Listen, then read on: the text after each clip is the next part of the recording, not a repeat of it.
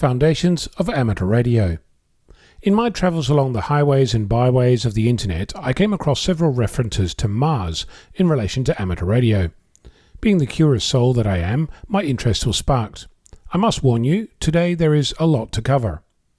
First up, before I tell you anything, let me start by pointing out that what I'm talking about has different levels of application depending on where you are on the planet. I also need to inform you that in some parts of the globe this is considered illegal, where in other parts of the same globe it's perfectly fine. So, Mars, or Mars Cap, if you want to get more precise, what is it? How does it work? And what do you need to know about it? MARS is an acronym for Military Auxiliary Radio System, and CAP is an acronym for Civil Air Patrol. Given that we don't have such things in Australia, this phenomenon relates to the United States of America, where MARS CAP is used to coordinate search activities and relay messages on HF and VHF frequencies near amateur bands. As an interested party, you can join up, do training and participate. That aside, the term MARS CAP is more widely referred to as a way of modifying your radio to allow it to access frequencies outside the amateur bands. Now, at this point, if you're a licensed amateur, your ears should have pricked up when you heard the words modifying your radio and outside the amateur bands. This is, as I already said, legal in some parts of the globe and not in other parts. So, a MARS CAP modification extends the frequency coverage of your radio. Some modifications involve extending what frequencies you can receive, others extend the transmit frequencies. Often these changes are separate, but not always, so make yourself aware of what you're doing before you do anything. Now, why am I telling you about something that some might consider shady or illegal? First of all, I've not actually told you what to do or how to do it. Second, if you're trolling through the internet and you come across such a thing, how would you know what it means in your situation other than a list of instructions shown on some random website? There are several different aspects to this. As I mentioned, the legal aspect, which I'll discuss a little more later. There's also the technical, performance and warranty aspects to consider, not to mention emergencies and other exceptions. From a technical perspective, there are generally two types of MARS CAP modifications. There are hardware ones where you pull out your soldering iron and modify the circuit on your radio by adding or removing something. There are also software modifications where updating the version of the software on your radio, or changing a flag or setting a memory will make the modification. The hardware changes are generally pretty permanent. The software ones are often able to be reverted back to normal, but not always. While I'm warning you, some radios when opened up reset their memories, so you may need to reprogram all those channels when you put it back together again.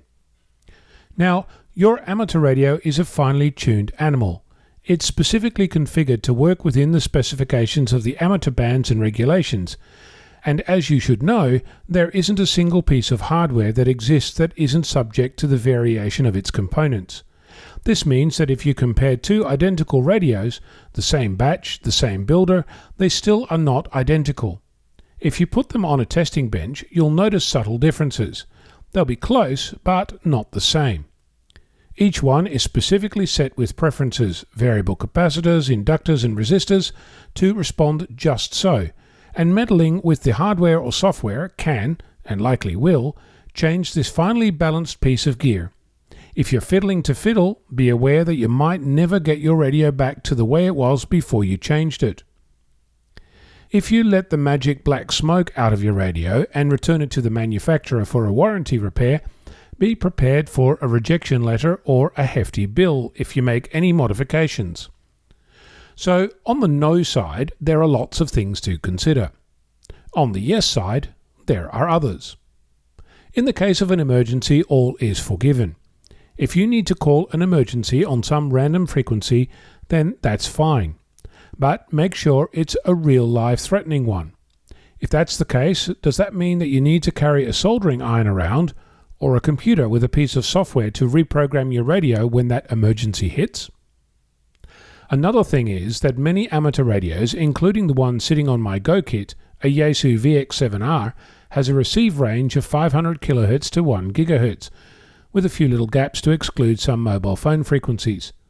There's no need to do any modifications to receive anything, just to transmit. There are many websites dedicated to Mars cap modifications, and for some people these are perfectly fine. But you won't find much in the way of disclaimers on those sites, nor will you see much in the way of warnings. You might have just modified your radio because you're curious, or you might have thought about doing so. Now you know a little more about the implications. I did say I'd come back to the legal side before I finished. Here's a curious thing. Essentially, for commercial radios, the radio is licensed, and for amateur radio, it's the person. In Australia, if I have a commercial radio that is approved for use on specific commercial frequencies, it's perfectly legal to modify that radio to use it on amateur frequencies. But if I have an amateur radio, it's not legal to make it work on commercial frequencies. If that doesn't make your head explode, here's another passing thought.